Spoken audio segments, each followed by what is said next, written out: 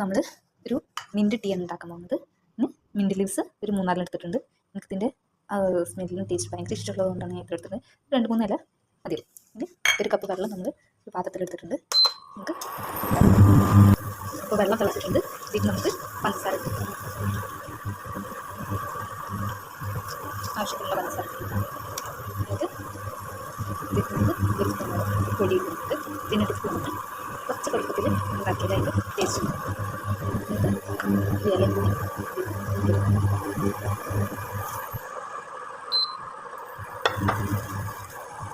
അപ്പോൾ ചായ ഇവിടെ റെഡി ആയിട്ടുണ്ട്.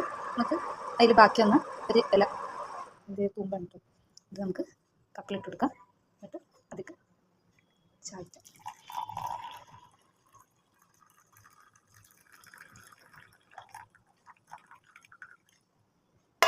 നമ്മുടെ മിൻറ്റ് ടീ ഇവിടെ റെഡി ആയിട്ടുണ്ട്.